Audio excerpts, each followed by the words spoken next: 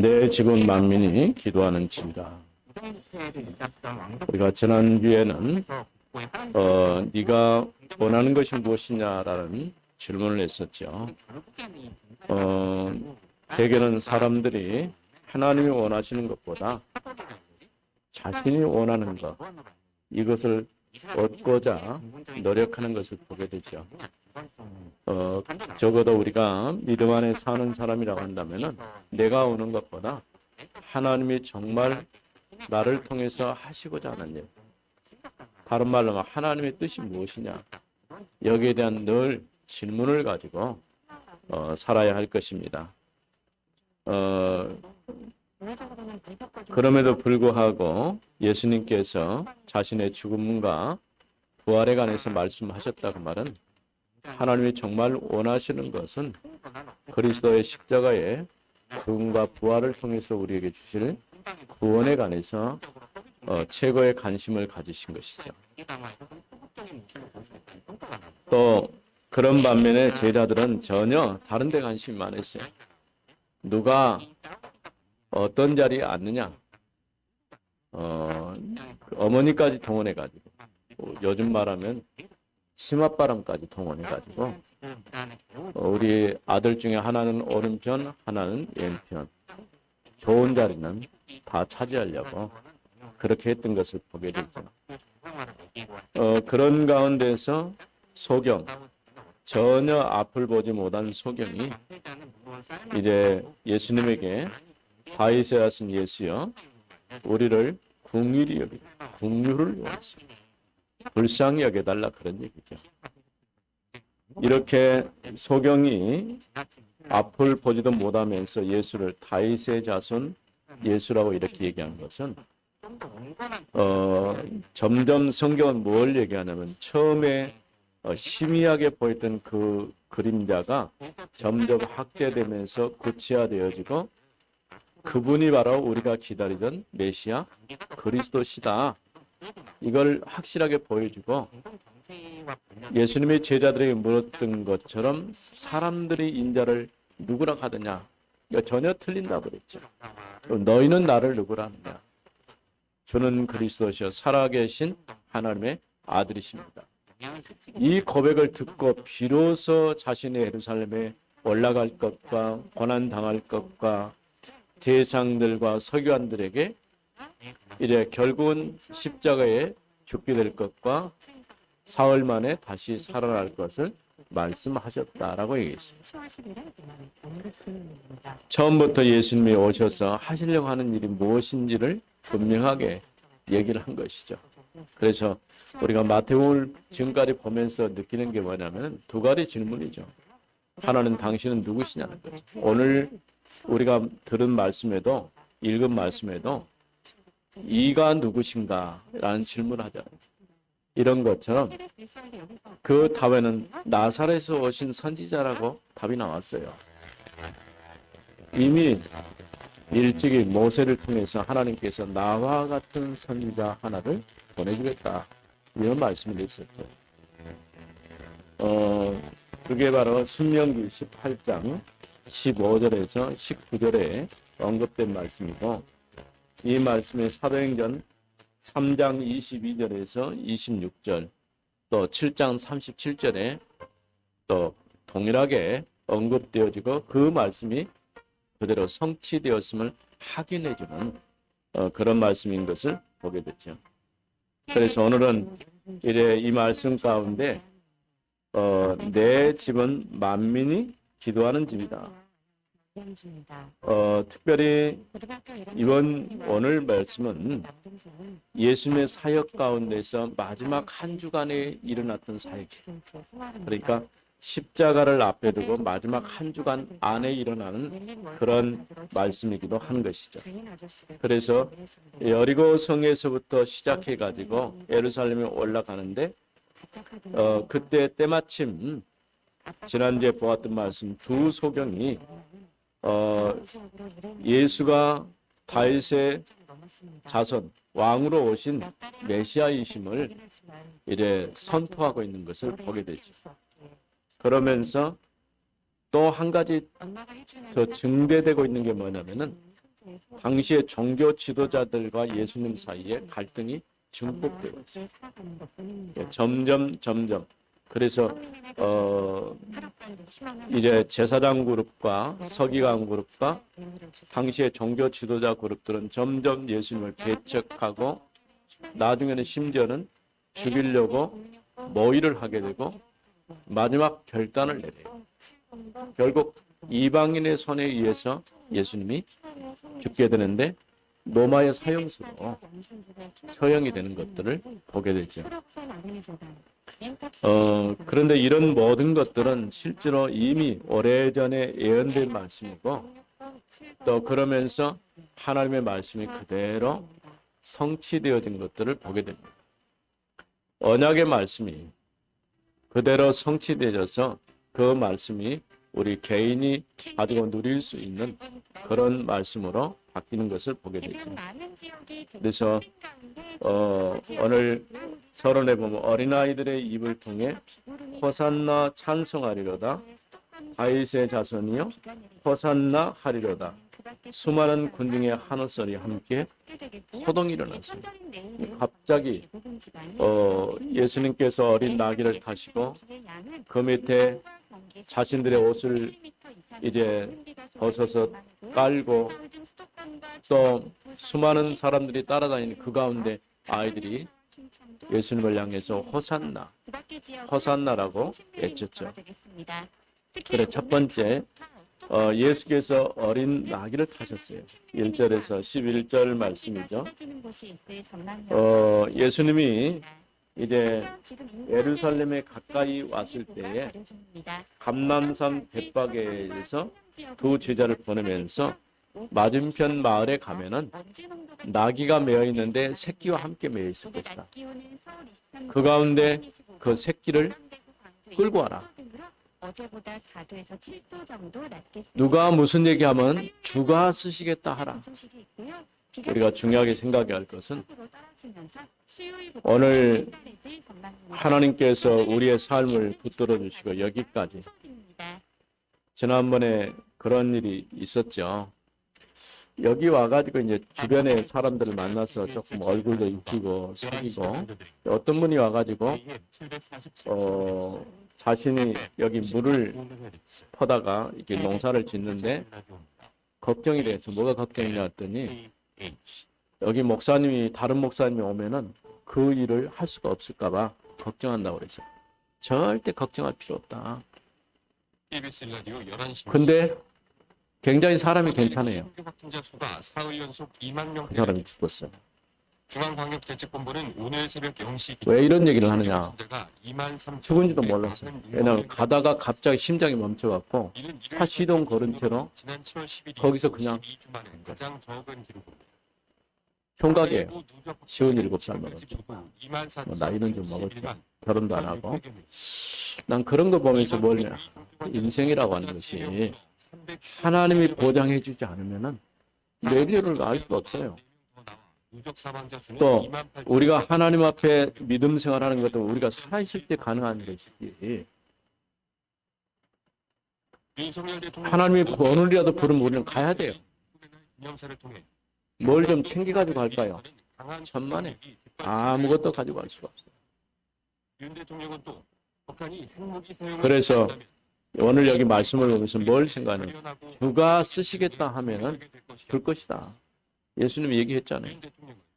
우리에게도 그런 게 필요해요. 우리가 하나님 앞에 헌신하고 앞으로 이제 집중해서 기도해야 될 부분 또 건축을 넣고 작정해야 될 부분 이런 부분도 한 번쯤 생각해 볼 그런 부분이라는 그런 생각이 들어집니다. 그래서 예수님께서 어린 나귀를 타셨다는 건 스가랴 9장 9절 말씀에 예언되어 있어요. 어린 나귀를 타실 것이다. 겸손과 평화의 왕으로 오실 것이다.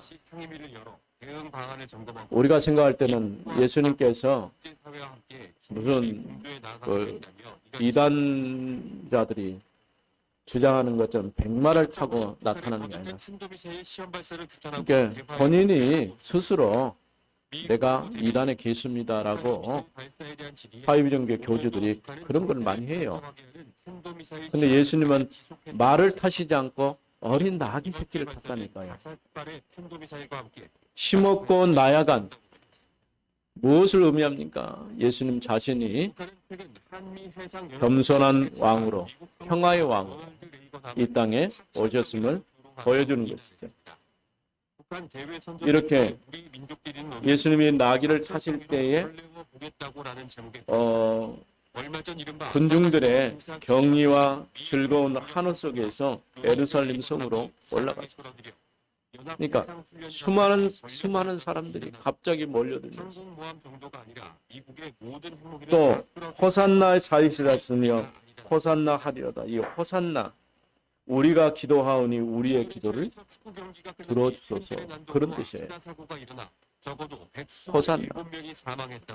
그러니까 우리가 우리를 구하소서 그런 뜻인데 이와 같이 예수님이 나귀를 타신 것은 온유와 겸손에 소박한 평화의 왕으로 자신이 오셨음을 보여주고 있는 것이죠. 이에 맞서 상대편 응원단도 쫓아들어가 이런 장면을 보고 사람들이 도대체 저분이 누구시냐? 예, 원래 지금 보험서의 질문이 계속 이런 질문이 있어요. 당신은 누구십니까? 도대체 누구시냐? 오늘 우리에게도 그런 질문에 대한 답이 나와야 돼요. 그는 그리스도에서 살아계신 하나님의 아들이십니다. 그리스도야말로 우리의 모든 인생 문제를 해결하신 주님이십니다. 이 고백이 확실한 여러분의 고백이 돼요. 이거는 굉장히 중요합니다. 왜냐? 마음으로 믿어 의에 이르고 입으로 시인하여 구원이 이른다. 왜 자꾸 복음전에서 예수 영접시키고 입으로 시인하게 하고 또 확인하고 정말 하나님의 자녀가 맞는지 다시 확인하고 우리가 복음 전하면 그냥 복음 전한 것으로 끝난 게 아니라 계속 확인하고 본인이 확신이 될 때까지 우리가 이 땅에 사는 동안은 우리는 두 가지 선택밖에 없어요. 하나는 하나님 없이 지옥 백성으로 지옥 같은 삶을 살다 갈 것인지 또 하나는 천국 백성으로 하나님의 자녀로 천국 같은 삶을 살다 갈 것인지 이 선택을 해요. 물론 우리가 이 땅에 사는 동안 여러 가지 어려움도 있고 때로는 질병이나 아픔이나 여러 가지 일들이 있을 수 있어요. 그럼에도 불구하고 우리가 하나님의 자녀로 확신을 가지고 하나님 앞에 산다고 할 때는 우리 마음 가운데 평안과 기쁨이 있는 거예요. 즐거움이 있는 거예요. 이게 오늘 우리 신자들의 삶이라고 할 수 있고 우리가 이 땅에 사는 삶 자체가 천국 백성으로 사는 거예요. 이런 이 사람이 누구냐라는 이 질문에 11절에 보면 답이 나왔죠. 무리가 이르되 갈릴리 나사렛에서 나온 선지자 예수라 하니라. 이 말은 아까 얘기한 것처럼 신명기 18장 15절에서 19절에 모세가 나와 같은 선지자 하나를 보내줄 것이다. 이 말씀을 예언했던 그 말씀 그대로 예수님은 나사렛에서 태어나신 선지자, 선지자로 말했지만은 메시아시다. 그런 답이에요. 두 번째입니다. 예수께서 성전을 깨끗게 하셨습니다. 12절에서 17절에 있는 말씀 12절에 보니까 성전에 들어갔을 때 성전 안에서 매매하는 모든 사람들을 내쫓으시고 돈 바꾸는 사람들과 그의 상과 비둘기 파는 사람들의 의자를 둘러부시고 왜 이런 장면들이 있을까요? 성경에도 실제로 내기에 보면은 가난한 사람들을 위해서 비둘기나 이런 것 크게 돈 들지 않고 구입할 수 있는 것 이런 것들을 준비해놨다가 그거를 구입해가지고 제물로 드리도록 왜냐하면 양을 잡고 소를 잡아야 되는데 그럴 능력이 안 되는 사람들에게는 이렇게 하나님 앞에 예배할 수 있는 길을 열어주신 거예요. 근데 문제는 이런 종교를 이용해서 돈 버는 기회로 삼는 거예요. 그것도 제사장들과 짝짝꿍. 얼마나 좋아요. 합법적이잖아요. 어차피 재물은 필요하고. 근데 참 재밌는 것은 자기가 양을 키우고 소를 키웠으면 그거 끌고 와갖고 잡아서 번제물을 드리면 되잖아요. 그건 안 돼요. 예.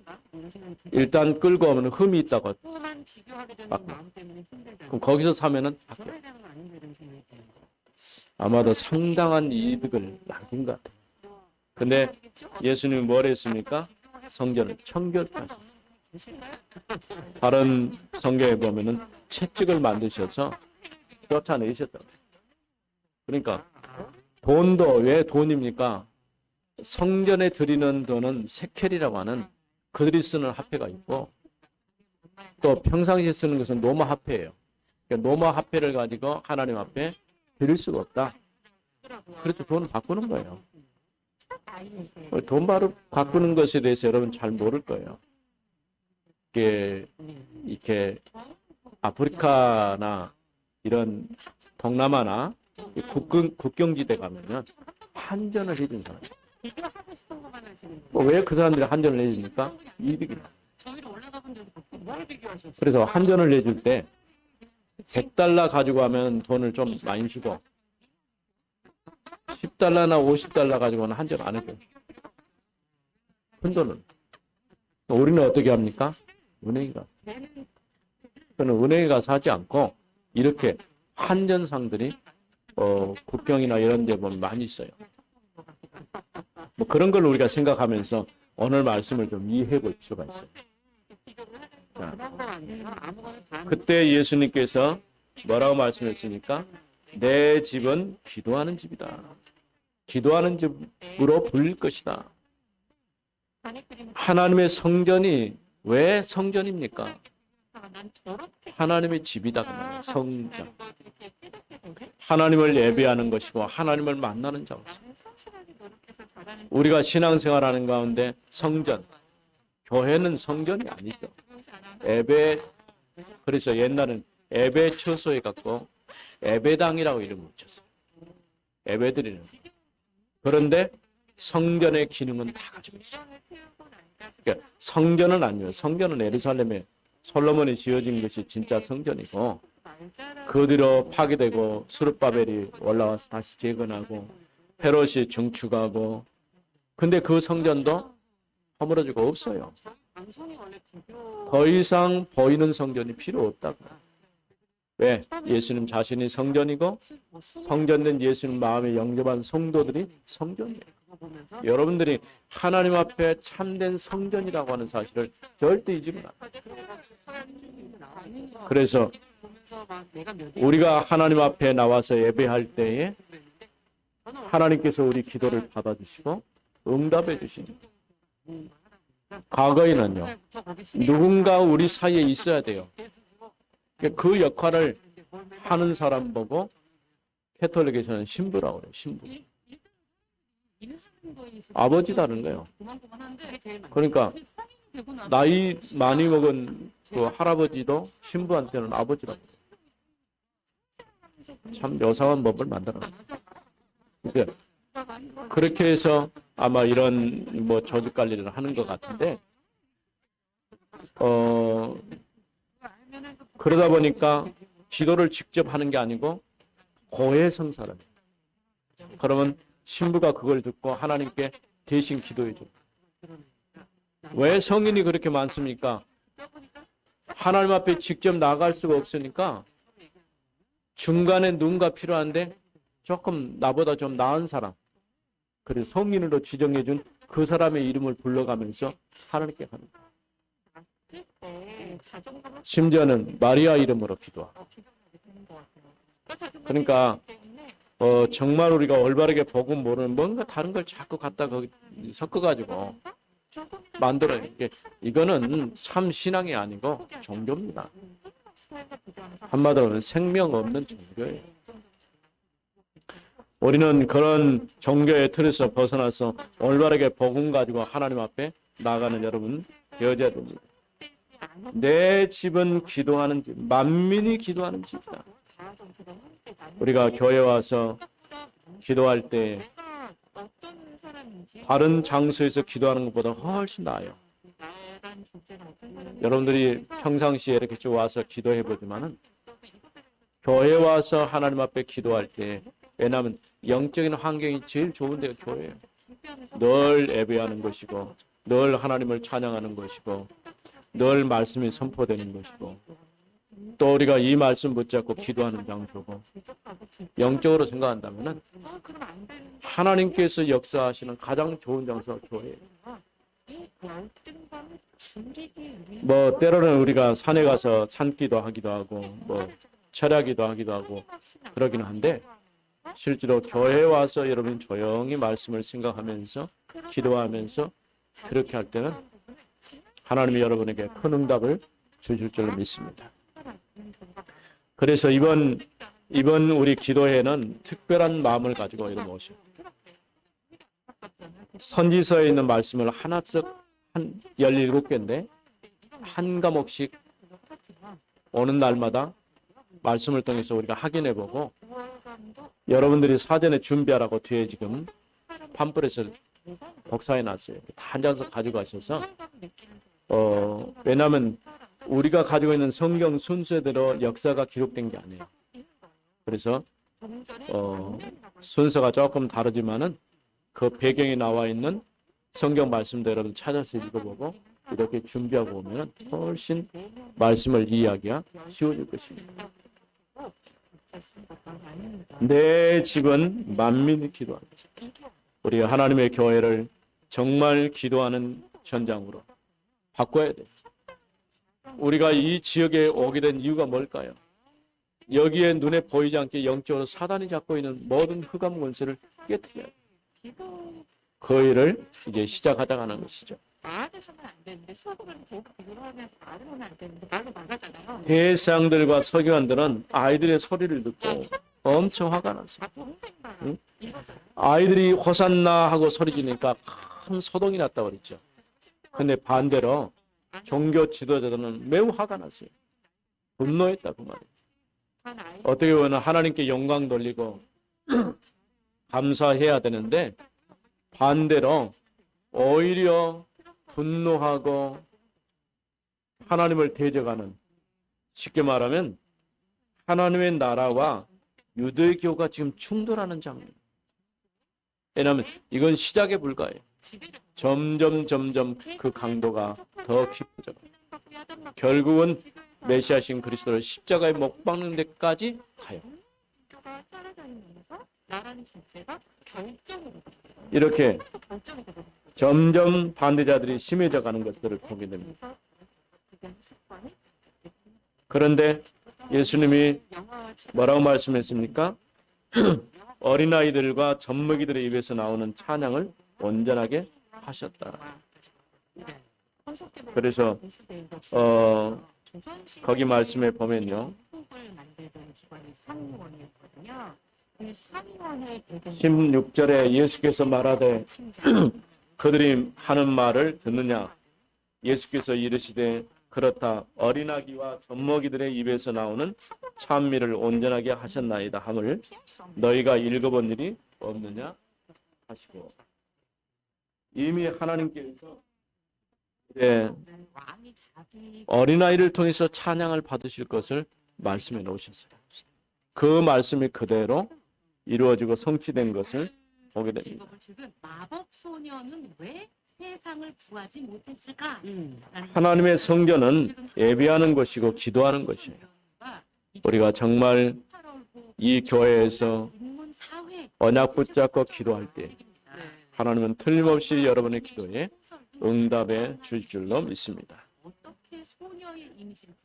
세 번째입니다. 예수님께서 열매 없는 무화과나무를 저주하셨어요. 이런 일련의 사건들을 쭉 보면서 왜 하필 무화과나무를 보시고 열매가 없음을 보시고 저주하셨는가?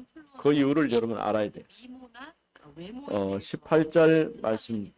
이른 아침에 성으로 들어오실 때 시장하신지라 길가에서 한 무화과 나무를 보시고 그리로 가서 잎사귀 밖에 아무것도 찾지 못하시고 나무에게 이르시되 이제부터 영원토록 네가 열매를 맺지 못하리라 하시니 무화과 나무가 곧 마른지라. 예수님께서 잎만 무성한 무화과 나무를 보셨어요. 무화과나 포도나무는요, 이스라엘을 상징하고 예루살렘을 나. 그런데 하필 이 무화과 나무를 보시고 열매 없음을 보셨어요. 그리고 그 나무를 저주하시고.